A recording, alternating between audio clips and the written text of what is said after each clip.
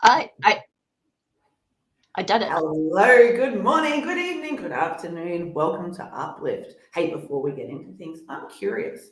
Have you ever had a bad boss? Maybe you've had a good boss. Let's find out more about leadership on Uplift.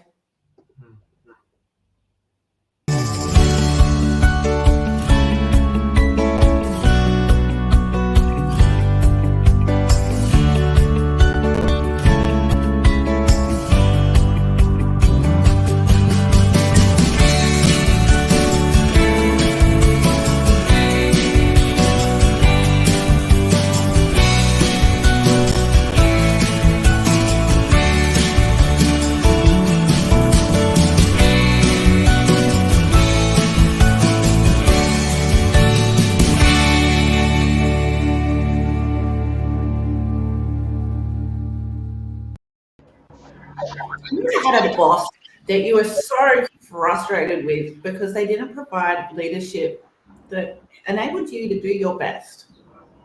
I'm trusting that you, like me, have experienced that, or at least you know someone who has. Now today, we've got an amazing guest with us. We've got a humble man joining us all the way from Melbourne in Australia.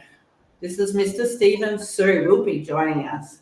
Before we get into that, hi, my name is Sarah Wade. I'm an agent of change, and I'm excited to be joining you live from Perth. As always, we've got my co-host from Calgary, Canada, Mr. Neil Thrussell. Welcome. Welcome. I'm excited. My name is, as Sarah said, my name is Neil Thrussell. I'm a 4 times international Amazon best-selling author and a life coach, and coming to you from the wilds and cold barrens of Calgary, Alberta, Canada.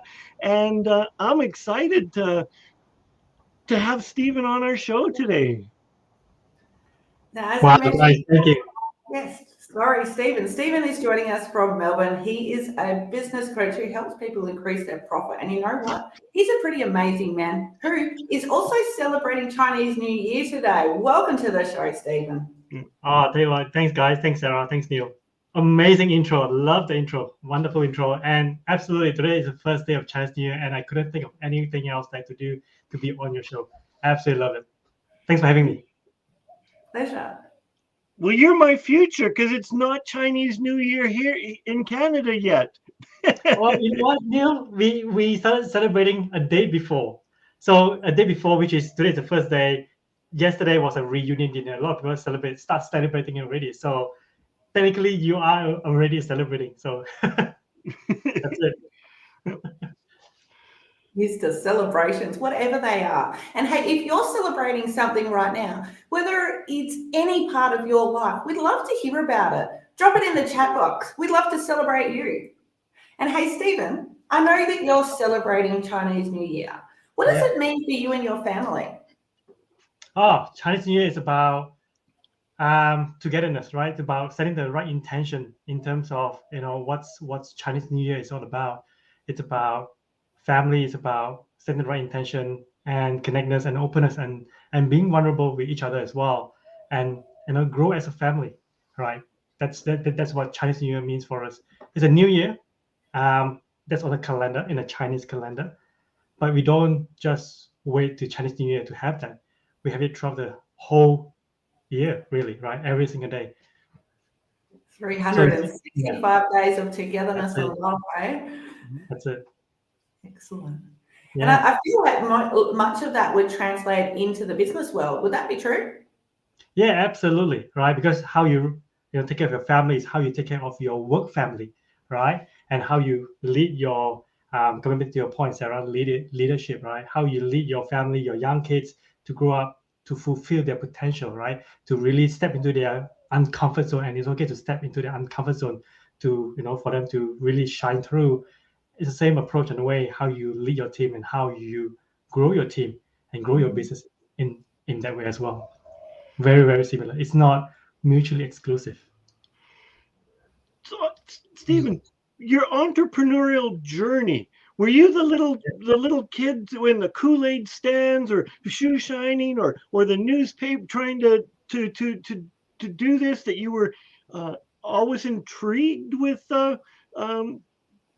doing something and trying to not make money, but get some returns and gains or trade or that? Or was it later in life that you went, oh, I kind of like business? You know what? When I was really young, I was like, you know what? Entrepreneurship is what I'm going to get into, right? And that is so far from the truth. Look, my parents, I was born and raised up in Malaysia, right? And my parents are in a working family, right? They're not in entrepreneurship. So entrepreneurship in my family is non-existent. My parents, work in the same company for many, many years. Like my dad works in the same company from a very junior position all the way up to a general manager position, right? Over spent about 45 years, right?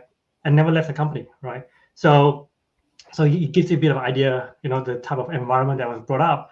Working for someone is, giving that security and getting that security and getting that paycheck, right? Every 2 weeks, every month. And that's great, all right? So I did my uni in Australia. And like what most Asian does, right? Go back and become, it started to become, I can see you smiling as well, right, Neil, which is amazing. I didn't become a doctor, an accountant, a lawyer, or something else in between. Not everything else, no, right? And I became an accountant. I did my accounting. And to be fair, there was not pressure from the family, right? And if I look at my my studies when I was in high school, one of my best subject is accounting. Right? So it's like, okay, cool. That was my strongest suit, right? Of all the rest. So I was like, you know what? Let's go into accounting field. So there was not any pressure as such from a family. So did my degree, went back to Malaysia, spent a couple of years and became a chartered accountant, and then came back to Australia and work in accounting field and join large corporations and be in the finance line, right? In the financial services industry. So I've been there for a number of years, quite a number of years. I think about 16, 17, or maybe 18 years. And then, I was doing really well, like able to have that success that I was always dream about, right? Coming back, the success will be flying at the front, right? Traveling around the world, right? And doing all those stuff, right? That I was always wanted to, right? Because when I first started into the career, those are things that I always look up to. It's like, okay, fly at the front, no matter what, right? Have to get there, have to get a certain pay grade, right? So that myself and my family can go traveling around the world for holidays once, maybe twice a year kind of thing, right? And I achieved that and bought my house and got a few cars as well. I'll share a bit of story. So, and Sarah would know this as well. I was flying at the front for work. The first flight, I was like, this is amazing. This is absolutely amazing, right? I was like feeling really proud, took a lot of videos back in those days, and took a few messages as well, right? Sending messages from a plane, like, this is amazing, right? And then the second flight, this is great, right? This is good. And then the third flight and the fourth flight, right? I felt less happy. And the happiness reduces every time. And I felt more lonely. When I look around at the front, while I was flying at the front, when I look around, everyone was disconnected, right? I find it hard to actually chat with someone next to me, right? Not because of the distance of the seats, but because everyone was having that imaginary wall, right? And there was one time where I was in the lounge, like, no, I don't feel happy. So I actually left the lounge and then get back to, the outside waiting lounge and start having a chat with people. So I felt more happier there. So that was the first awakening process for me. Like, you know what, doing that and having those things that I always look up to and always wanted to have might not be what I always wanted, right? So, and also there was a change in my management in the company that I was in. Very quickly I was, from an outperformer to an outcast in the span of 6 months, right? Outperformer to an outcast in the span of 6 months. Like, hang on, what happened there? I was lost, right? I didn't get the support that I was looking for. And to be honest, look, my management didn't know how to support, and I didn't know what to look for. I was lost equally as them as well, right? Because everyone was in their agenda, right, on what to do and move business forward. So I left the business and I thought, like, okay, let's find another job very, very easily in the market, right? And when I left the job, it wasn't a good time because a lot of companies was doing a lot of retrenchment in Australia, right? So what that means is that a lot of companies in the market would have a pool of talent, right? A pool of individuals to choose from. So what they would normally do is to say, you know what, discount you a little bit more to get more out of you, right? And I wasn't ready to actually discount myself, right? And which is an amazing thing. So I said, you know what, no, I'm not doing this, and start looking back into my career, what I really love doing and really enjoy doing, right? And one of the things that always sticks out is the coaching and mentoring. And that's how the coaching and mentoring comes out for me. And I say, you know what, I've got that wealth of experience. Why don't I, you know, provide that to the people in the corporate world, yeah, and you know, then to help them pursue their career even more, right? And yeah, so that's how I got into the entrepreneurship, you know, in coaching and mentoring. And very, very interesting fact was, okay, look, there was full of energy, full of enthusiasm, right, to get into the business, right? And then on the second day, I realized that, oh, hang on, Stephen, let's think it through. I have no idea how to sell, right? Because all the mentoring and coaching, right, in the corporate world is based on your direct reports or your indirect reports, right? Because they listen to you, right? So, and those will be the coaching mentoring that I did. Right now it's a different ballgame because instead of doing coaching mentoring, you have to start doing the selling part first.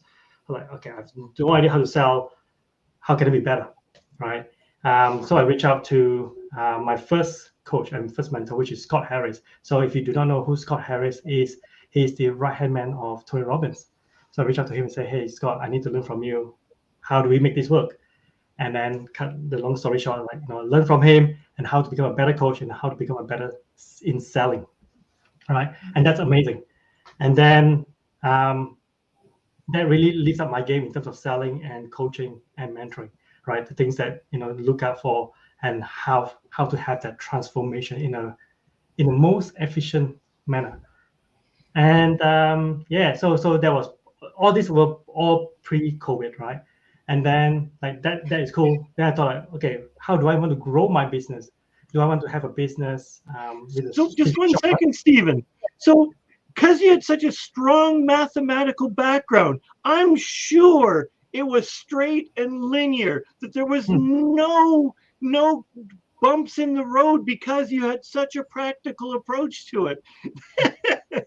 Yeah. Or was your road a little rocky and bumpy? Absolutely, right? And that what makes the whole journey so interesting, right? If it's gonna like smooth sailing, like, oh, cool, this is easy, right? Then you don't appreciate the journey, right? When you get in a seesaw, that's the fun part, right? You go up and down, and that's the fun part. And the same goes for the journey, the bumps on the road, and that makes you stronger, and that makes you more resilient, right? So the next bump comes up, like, you know what, I can handle that, and the bigger bump comes up, it's like, oh, that's cool, I can handle that too. So really, really cool. I love that. And I also want to bring you back to the distinction before you said earlier about, you know, getting the most out of either yourself or your employees. And I think, you know, I'm not a 𝗨. You're not a 𝗨 either, right? Guys, if you're watching live or in replay, are you a 𝗨? Because you can't bring me out to get the best of me. That's it. We are not a 𝗨. I love that. Yeah, absolutely. And I think, you know, having a really good leader or a mentor or someone who inspires you is so much more beneficial than having that hard-nosed, you know, 𝗨 approach. I'm going to call it the 𝗨 approach. Hashtag 𝗨 approach. We're working this. Love that. You know, having that leader that, you know, is there for you and will care for you and your journey and will allow you to make the mistakes to get the lesson that you need so you can move forward and enjoy that seesaw. Yeah, absolutely. And yeah, interesting. Yeah, so it's come back to your point, Sarah, about the mentors and coaches, right? And I've got a couple of mentors throughout my career, and none of them are, no, hang on, let me just say it again. One of them have been in the financial industry, but the other two has always been outside the financial industry. So to give you that different lens of the way they see their model of the world is so different from what everyone else see, right? So you get different perspective, and then you can make better decision, better judgment. Sometimes it doesn't help really. Like you know what, you go with one question, you come back out with 3-4 more questions, right?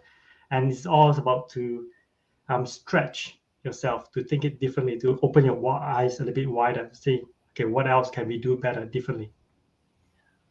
And I think, you know, by doing that and looking at people's strengths and looking at things in new ways, you know, you're really able to create an environment where they're fostered and they feel valued, and therefore they want to naturally do more. And it's an environment where you want to be. Like, I don't just like work. I love going to work. You know, I love coming on this amazing podcast with Neil, because we've got a great relationship, a wonderful, trusting relationship with each other. And gee, we can have great conversations, can't we, mate? Absolutely. So, Stephen, you said you have a couple mentors, and what do you look for in a mentor? Like, you know, sparkling personality, knowledge in a particular skill. What is it? What is your needs and wants in a mentor? Yeah, the first one was he's still in the financial industry, right? And that was very clear in terms of how can I be better in my corporate world, right? In my corporate job, in my corporate connections, right? And I learned very quickly that it's not just one way, it's two-way traffic, right? And what sort of value that I can provide to the mentor as well, because I'm investing my time for my growth. I'm also investing for his growth as well, right? So it's about two-way traffic. So having that clarity in terms of what do you need, what you want, and what sort of value that you provide. And sometimes just asking the simple questions: how can I help you in what you do, right? Because I'm sure everyone needs something, yeah. And once you find that out and say, yep, I can provide that to you, you know, magic happens. So yeah, that was my focus on the career growth, right? The other two, one is a policeman, right? A policeman. So yeah, so so I didn't share that a lot with a lot of people, because he actually said that let's keep it secretive. So you know, policeman, right? So but look, give everybody phone number and they can contact them directly. Yeah. Now the thing is, for the policeman, it's looking at a different perspective, because from a financial services industry, it's about shareholders, it's about profits, it's about career growth, right? But from a police person, it's very black and white, right? And it's good to have that different perspective in terms of, from a law enforcement type of world, how would that person see things differently, right? From a black and white perspective. And then my third one, she's in the legal industry. So from a legal industry, again, you know, it's not just black and white, it's black, white, and can turn into gray, and can turn into blue, and can turn into white, right? And can turn it into yellow, whatever, you know, you can actually make, you know, turn it around. So again, a different perspective, right? So three different individuals with three different lens, right? So yeah, so does having those mentors in different perspectives allow you to go meta? Like, you can see the value they're providing. You can look at, okay, I'm getting the cream of all of these people, and how does that serve me? Is that how you look at it, or is there a different approach you take? Can you say it again, Sarah? Having the different mentors, does that allow you to go meta, you know, to see things from that new perspective that they all provide? So you can look at it and go, right, I can get this. I get the cream that you're all sharing. Is that how you go to your approach? You want to see the big picture? See the big picture, and also sometimes see the smaller picture as well, in terms of what am I not seeing, right? It's a dance between both, right? Big and small. And everyone comes with a different lens, right?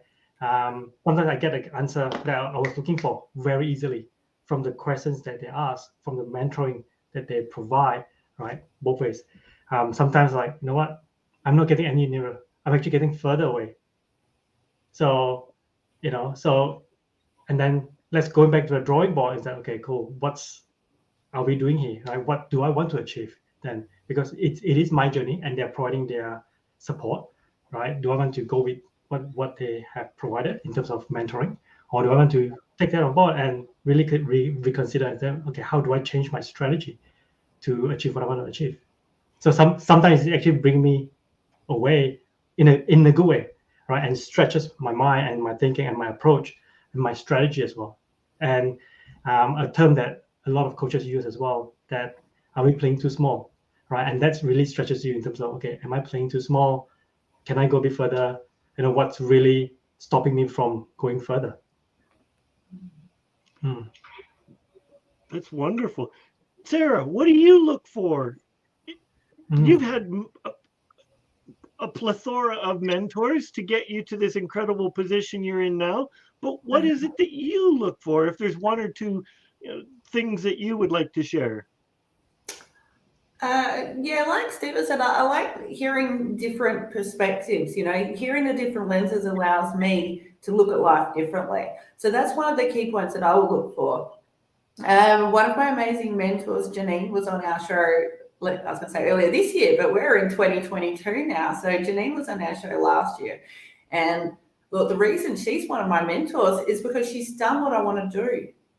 So I can go to her and ask questions along the path that she took, which is not too dissimilar to mine. And from that, I can make her advice my own. And same with my other mentors. You know, I've got different mentors for different reasons. We all specialize in different things, right?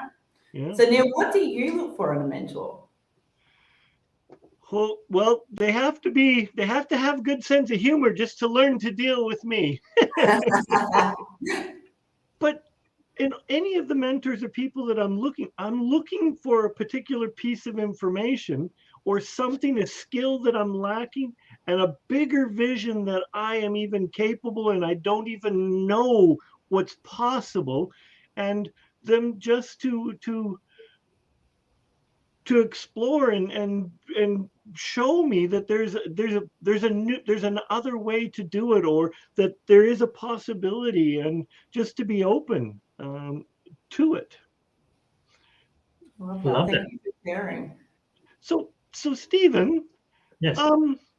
If let's say we're getting along, and if someone was to ask to mentor you, I mean, for you to mentor them, what are you looking for? Because we all sell a service, but sometimes mentoring doesn't include a financial relationship. It includes just the gift of giving it. If someone was looking to have you as a mentor, what would you be looking for from a student? Because it's all part of leadership. Mentorship is a form of leadership. What would be the curiosity, or what would be the things that you would look for before you would say yes? If someone was to say, like, I'm going to come, Stephen, I really want you to be my mentor. What would you need from someone? Very good question. Never thought about it. If I were to think about it now, it will be, really understand, what I'm trying to achieve, and how I can provide that, and having that connection as well, right? And having that connection, and also the intention of achieving the goal. Right.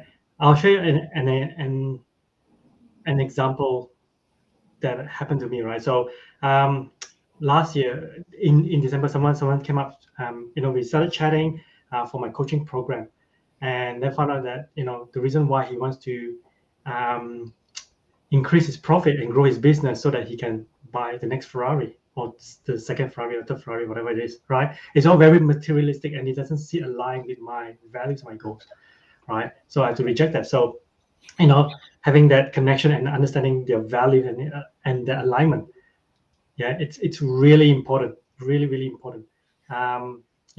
Someone came up to me, sent me a LinkedIn message saying that, hey, my name is X, Y, and Z. I'm a 17-year-old doing my year 12, I think, or in the year 12 or year 11, right? And during the holidays right now, and is there anything that I can help you with in your work? Let me know. And I love that, right? He's being really proactive and reaching out and say, hey, this is who I am, this is what I do, and this is what I can help you with, right?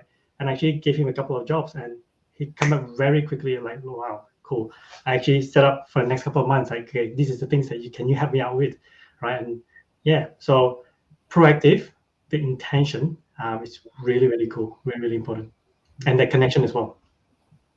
I love that. I love the fact that you were approachable enough for a 17-year-old who didn't want to flip burgers, who didn't want to, draw papers or anything else that a lot of other teens get lumbered with. He felt like you were an approachable person that you could learn from. And I think that speaks volumes about the value you provide, Stephen. Wow, that's very kind of you, Sarah. Never thought it that way, but I'm going to steal that. I'm going to take that on board. Very true, I believe, Stephen. Hey, you know what else I was thinking was that, we've spoken over, we've known each other for a few years now, and we've spoken about, thinking days, and we've spoken about the value they have. And a couple of weeks ago, you put up an offer, which I'm sure that you'll be willing to share with everybody if they put their hand up now. But one of the things I liked about the checklist that you created for a thinking day was that there was preparation. There was also that day itself and aftermath. So there was a real formula to follow for this thinking day so that you're able to flow in work and not get stuck in one, what am I going to do sort of situation. I loved the value that you provided, like what is the purpose of this thinking day was one of those key things that I thought, now that is a good question, and one that I don't know that many people actually think about when they have their days off. Have you noticed that yourself? Yeah, absolutely. Having that structure helps, to get the most out of it, right? Yeah, absolutely. I remember the first thinking that I had, just rock up and let it flow, right? It was a lot of bumps on the road, So it was a good experience, right? Great learning, constantly learning and changing and improving, right? And coming to your point, before, during, and after, Sarah, so cool. It was interesting timings. I don't know if you guys know, well, most of the viewers would know, but I was in a car accident a few weeks ago. I'm okay, just a few sprains and stuff. But what was really valuable about when I had Stephen's checklist was that although I wasn't able to do physically a lot of things, and I wasn't in a space where I wanted to do video content or do much apart from, enjoying time with my daughter, having Stephen's checklist allowed me to go, what do I actually want to do this year? And how invested am I in these things? And it allowed me to think about me at a deeper level. And I really appreciate that share. So again, guys, if you want to get a copy, reach out to Stephen. I'm sure that his details are going to be flashed up on the screen, how you can reach out. Like, we're friends and I still get value out of our conversations. And I love that. I appreciate you. Share, Stephen, I was really pleased to hear that you were just engaging in conversations in a sauna. Like, who has a conversation in a sauna that is beneficial other than, oh, it's hot in here, or hey, how'd you go in that gym machine? I'd love to share that story. Yeah, that was very interesting. So just before, Stephen, we flip that story. This is the best place if people want to get the checklist. Is this the best place to get a hold of you? Facebook, Stephen Soo, or do you prefer LinkedIn? Both is just equally fine. Send me a message on LinkedIn, which you got on screen there, or you can reach out on Facebook, send me a message, or even, you know what, guys, send a message to Neil and Sarah, and I'm sure that they will be able to help you out as well to get a copy of the checklist. So yeah. Absolutely. Oh, yeah. Okay, so now continue on with your story. I'm just getting excited here. Yeah, talking about the sauna, that was an interesting one. So, look, I'm a big fan of sauna. Every time, most of the times that, after my gym session, I get in there just to relax, right? Are we still on? Yeah. So, so someone was in there and we started chatting. And one thing lead to another. I was like, you know what? Let me drop some goals for her. Just let me add some values for her with no real intention of having something back, right? Just pure adding value. And yeah, so from that lens, right, of the lens of giving. So amazing to catch up with her again a week later to see how much growth and implementation that she made on her business, in terms of saving money and really utilizing her existing team members and lead them better to get more output from them. And then and the teams are a lot happier as well. So a lot more clarity in terms of what needs to be done so that to save time and then they can focus more on what really matters. So which is really, really cool. I think there was 20 minutes of conversation.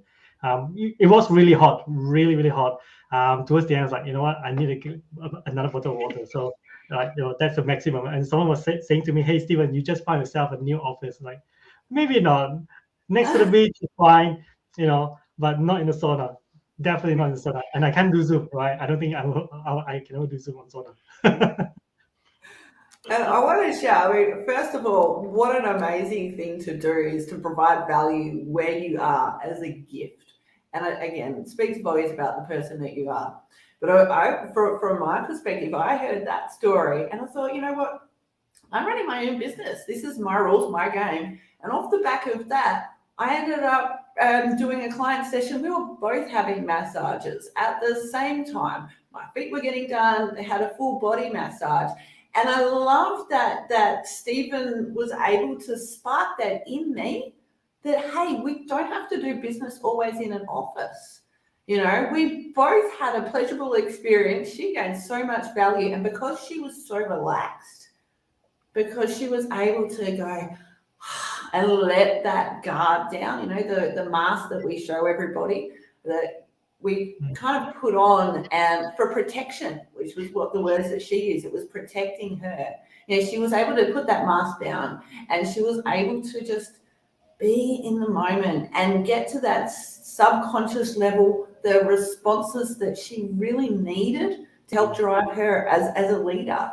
And I just was thrilled to be there one for her and in an interesting environment that we were both feeling pretty good. And I'm curious, Neil, I know that you too are into different things. Have you ever had a coaching session, maybe running or doing anything a bit out of the usual?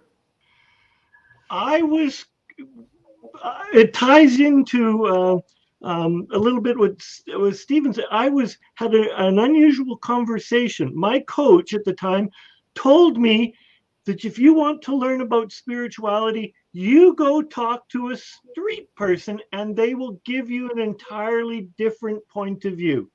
So I marched down there and I was in a conversation with a couple of street people, and they had, I didn't get too close because the body odor was a little much, but that was cool. It was so cool because in a conversation with them, they were telling me what's important, because after you look after food and shelter, what is important?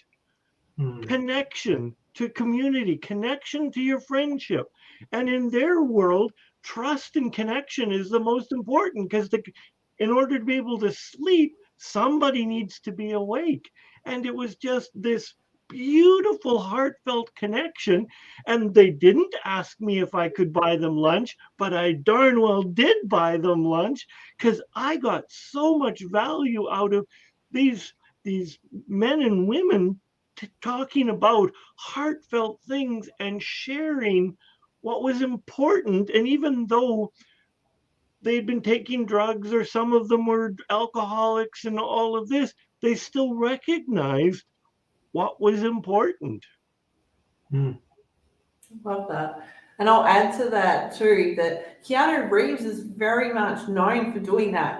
We all know Keanu as an actor who makes us feel all the feels as an actor should. And he's known for riding the subway. He's known for speaking to homeless people, spending a whole day with them, and sharing their life for the day. And it's interesting, I found that he, to echo you, Neil, he's sort of speaks about how they've funneled what's really important. And I think that's why he keeps going back, is to ground himself and to really find what's really important. So on that note, Stephen, what's important to you? Well, can I just say that before we touch on that? I've seen photos of Keanu Reeves, taking the trains and everything, right? But I didn't realize this side of Keanu in terms of spending time with homeless and all, which is wow. He's just an amazing guy. What's important for me? Family. It's really important. Family means that my kids, my wife, right, my parents, and my family, and also my coaching clients as well. I see them as my family as well. Seeing them grow, transform, and then they get to impact their community even more. So fulfilling. And Neil, how about you? What's important to you? Cookies? No. Family, friends, fulfilling my life mission, and just meaningful, heartfelt connections and communication with people, and spreading love and joy and happiness. I love that. And cookies. And cookies. I love you mentioned cookies, so we better bring that up again. So just before, because we usually somewhere around 30 minutes, we start to lose a few of our listeners, and I don't want them to miss out the opportunity, because Sarah is launching a program tomorrow or the next day. Tomorrow Sarah is launching. This is me. This is Evolve. This is the 9-week program that I will be once again running. My daughter, I don't know if you've been watching or you know me, my daughter's hit school. So I'll be running this program 4 times this year in concurrent with the school terms. So it's 9 weeks. It is a very different approach to coaching. So I call myself an agent of change, because I've spent like over $200,000 on my education. And to do the best thing that I can for others is to share these gifts and to allow you to go on an introspective journey into self. So I'm going to be asking people to do crazy things like using Play-Doh, probably something that you may not have used since you were a child, to get the stuff out of their head. Because when we do stuff with our hands, we do things in a kinesic kind of way, like that lady getting the massage the other day, you're able to really dig deep and to take that mask of self off and to reflect deeper. So Evolve is a place where you are able to get that introspective look into yourself. We look at your shadow. We look at the things you are passionate about, and we all go on this beautiful journey together. If you would like to know some more, you know how to contact me. Get in touch, and let's evolve together. Neil. Wonderful. So, since we're Stephen, who do you coach? We've talked about the leadership, but who is the client that you just absolutely love working with, that you would even crazily do it for free for the rest of your life if you could get a nonstop flow of these particular people? Who would it be? Very simple, right? Committed small business owners that are committed to change, to grow, to impact their community, right? And the community, it could be, their own team members. The community will be the people that they are providing services to, right? And they are absolutely committed to make it, drive an impact and make a difference, right? In through the services they provide. So small business owners with about 4 to 6 staff members looking to grow, with a young family as well, right? Because I've got a young family, I totally resonate, the challenges, the goods and the bads, right? In having a small kid while running a business and having a team member to help you, and how you can lead more, delegate more, right? And who you need to be as a leader for your kids, for your team members, for your business, and for your suppliers, for everyone else that that your business comes in contact with. Wonderful. So just for clarity, you used the word committed a couple of times. And what does committed mean to you, and that you would want in there? Because that can mean different things. Like I can be committed, but I don't want to do it, between before 4, 6 in the morning, and I don't want to do it, between 3. What does committed for you as a coach mean? Committed means one thing, right? We'll find a way to get it done, no matter what time it is. Like, yep, it doesn't work. What is the next time possible? Look at it from a very resourcefulness perspective, rather than a limitation perspective, right? Because we're going to have challenges, right? But with that commitment, right, you start tapping into the resourcefulness. Okay, cool. This doesn't work. What can we do better? What can we do differently? When can we do it? Right? Start looking for opportunities. I love that. We all have challenges, as you mentioned, and looking for opportunities isn't something that everybody always does. So I think that's valuable that's what you're looking for in a client. Yeah, absolutely. And I also reckon, at the moment, I mean, I personally like to support small businesses, but I've noticed, with these changing times, that small businesses are really struggling. Yeah, I noticed it when I went into Fremantle recently, which is one of the Perth suburbs. It was like a ghost town. So many businesses had closed down. They were really struggling. Have you noticed that too, Stephen? Oh, absolutely. Like Melbourne City is not the same as Melbourne City before COVID, right? Even though during Christmas and New Year period, it was buzzing, not to the level that we would love to hope, right? Like to see. But still, there's a lot of buzz, and there's a lot of foot traffic, and businesses are doing really well. And with the support of the Melbourne City Council grants and support as well, right? Just encourage and entice people to come into the city, which is amazing. And then it sort of got quieter, and because that a lot of corporates, right, they're telling their staff, you know what, our plan to come back to office to work 3 times a week, 4 times a week, let's delay that for a couple more months. Right, and that has a downstream impact to businesses. Like, oh, cool, right? What about, how do we then survive? Do we need to provide more takeaways? For example, restaurants, right? When you have a clothing store, physical clothing store, do you need to provide more online merchandise, right? Do delivery more often? And then does that enough to cover your rental? Because rental is going to be one of the major costs. Yeah. And just working that through. So absolutely, right?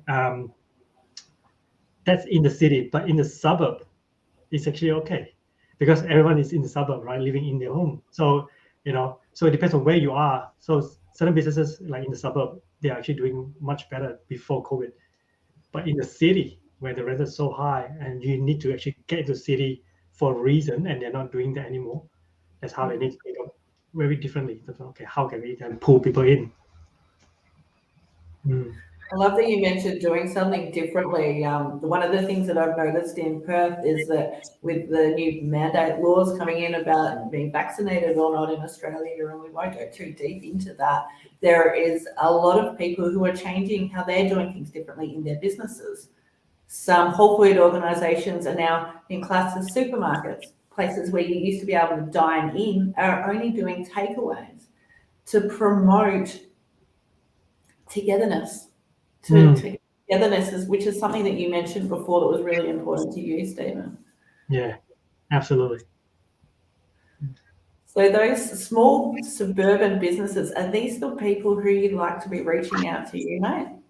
Yeah, absolutely. Small businesses, local small businesses in the suburb, or even not in the same suburb as well. I've got clients in Canada, Singapore, and the US and Australia, in Sydney and Gold Coast as well. So yeah, so I'm not putting it as a limit in terms of the local. The local wise, it's absolutely amazing to have that conversation.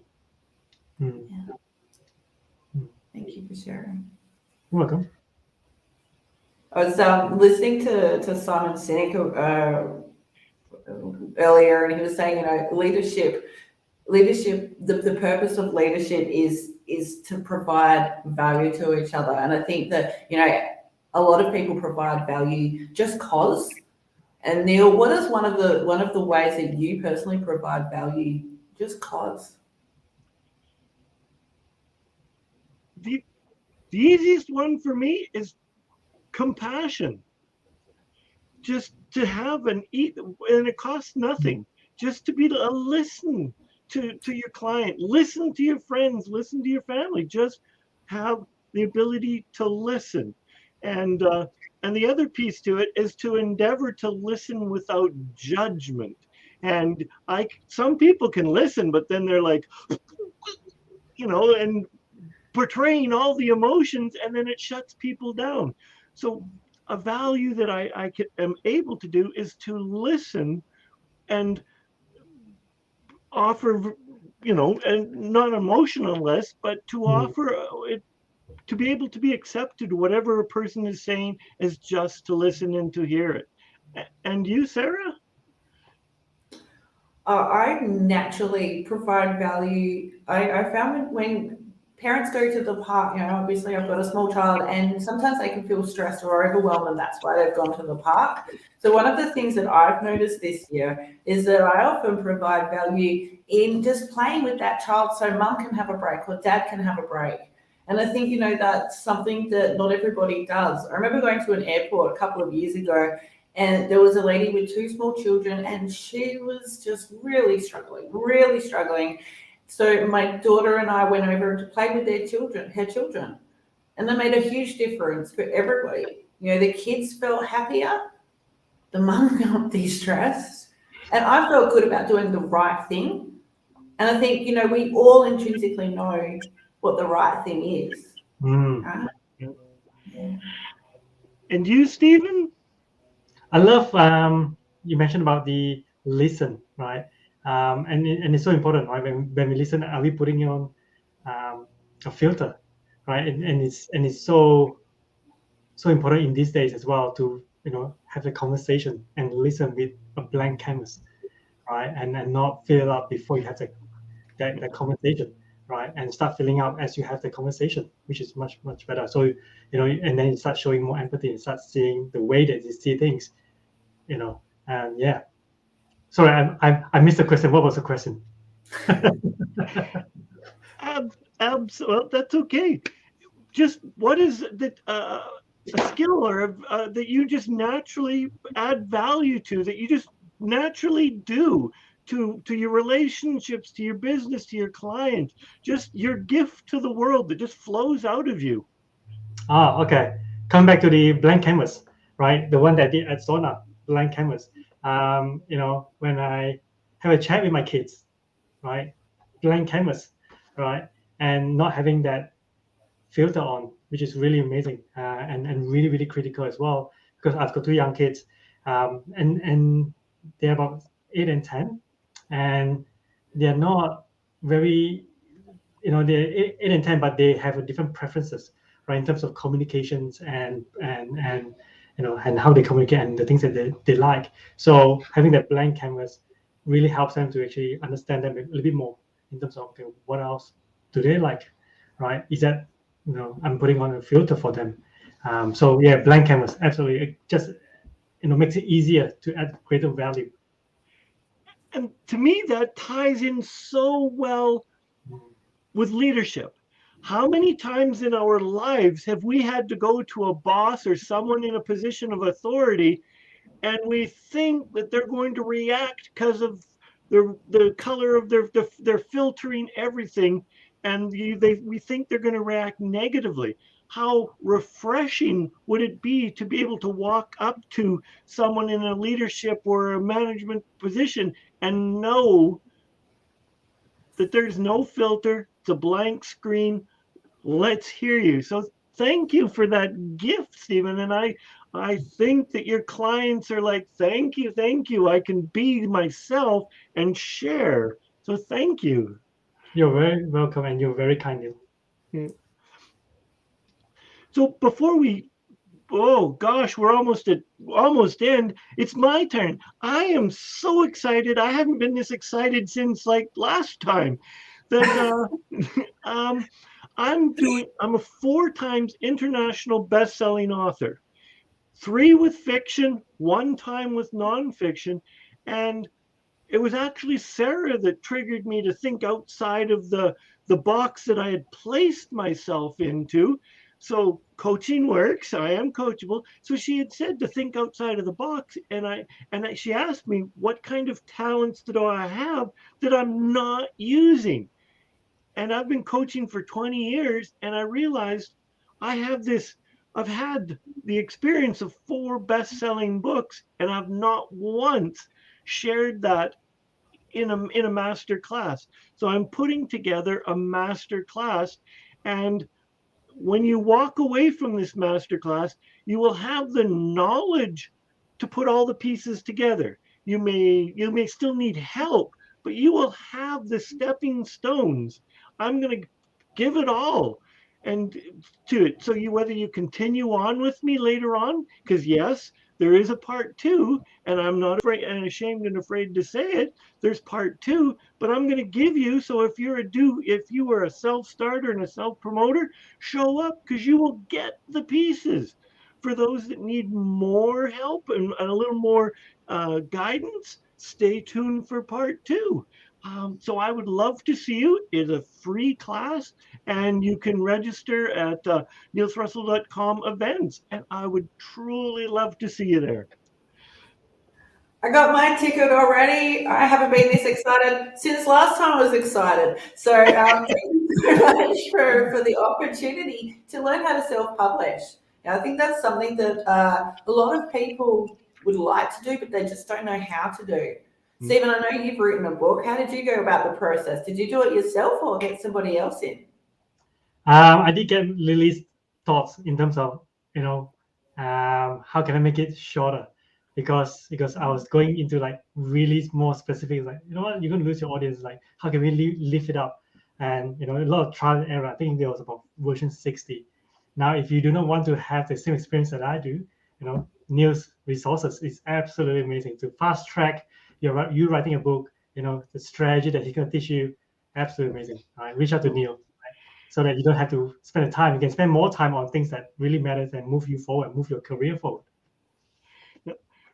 For just as an aside, an editor is a love-hate relationship, because your editor will tear your book apart with the intention of building this creative masterpiece with you. So it's truly a love-hate relationship. We love them when they love what we've written, and we hate them when they when they're telling us that we need to cut out 10 pages.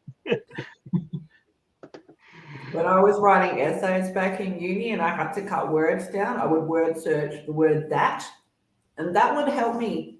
That would help me to cut down my words. However, having a fresh pair of eyes is so beneficial. So whether that be as a coach or a mentor or your wife or partner, reach out and ask for help. It's a 4-letter word so many people are afraid of. But wow, the benefits of asking for help are huge. Don't you agree, Neil? Absolutely. Everyone needs help. And especially, and I'm going to slide this over to Stephen, especially entrepreneurs that are struggling right now. And it doesn't matter which continent you are on, because we're all affected to varying degrees of COVID. And so Stephen says you say you speak in Mandarin, but you coach in English as well. So you've got this global world out there for you. So I can reach out to Stephen if you're an entrepreneur and struggling. Just take a chance, because don't let costs, don't let he's in Australia, don't let his accent fool you. Reach out, and he will help you, because he's a loving, compassionate person, and that's what he's on this planet to do, is to help. Thank you, Neil. Yeah. Very, very kind.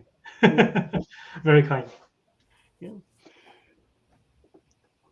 So Sarah had a question. We were talking about it in the green room, and I'm racking my brains trying to remember this question. Oh, now you've got me. I don't know what my question is. Don't ask me questions about asking questions. Oh, wait, do.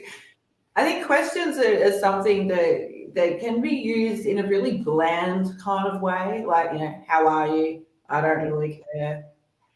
I'm asking because I feel socially or through work that I should be asking you this. Or questions can really be so powerful and passionate and enable you to see things from a new lens. As Stephen, If I was to ask you one question, any question in the world, which question would you like to answer?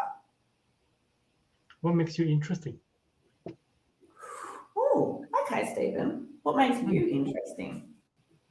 I don't know. Let's find out. Let's have a chat. Yeah. So yeah, I think all of us are interesting, right? And it's a matter of whether we recognize what makes us interesting, and and do we believe that makes us interesting. I used to not believe that, but now, like, you know what? I'm a Chinese, right? Living in Malaysia, coming over to Australia and started business. That in itself is interesting, and moving away from corporate into business, right? And breaking the cycle that my parents or my family has, right, into entrepreneurship. That's interesting. There's so many things that's so interesting, right? And going through the last 2 years, that's interesting too. Breaking the mold left, right, and centre, Mr. Soo. Yeah. Neil, Absolutely. what about you? What makes you interesting? Let's not say cookies. Damn. I love the question, and I love to ask people, how may I help you? Or how can I be of service? Or what do you need from me?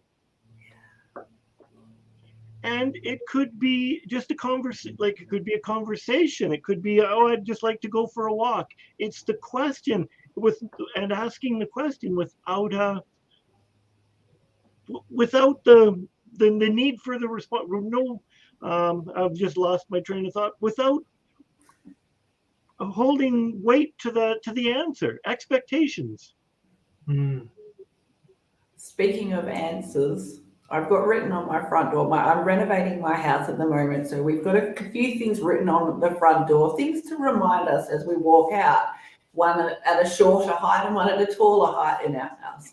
And I've got to tell you, the answer and what I've written on my door is, Mummy, love is the answer. Doesn't matter what question it is. Profound from a 4-year-old, right? Love is the answer. Love it. That is huge. Absolutely. And unfortunately, I'm looking over at our clock and I'm going, how can an hour go by so fast? And it's because the simple answer is because we're enjoying ourselves and it's good people having quality conversation. And the downside to that is we're out of time. So we usually wrap up with just something that you would like to share with our viewers, our listeners, because this goes out on iTunes, YouTube, Google Podcast. What you would like to share at the end, Stephen. And so I'll go first to model the way, then I'll ask you to go, and then Sarah will wrap it all up. So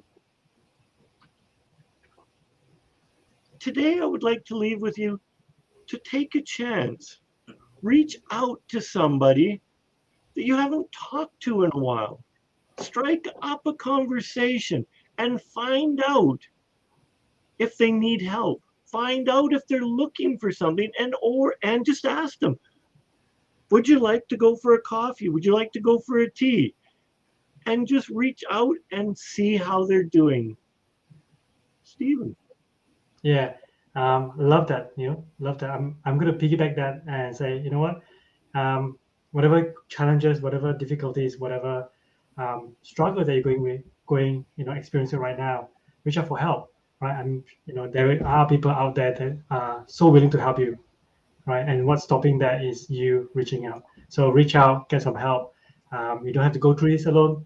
There's a lot of people that can help you out. So yeah, definitely reach out. Neil, Sarah, myself, and everyone else in your community as well. I love that. I'll echo those thoughts, that time is a precious commodity we will never get back.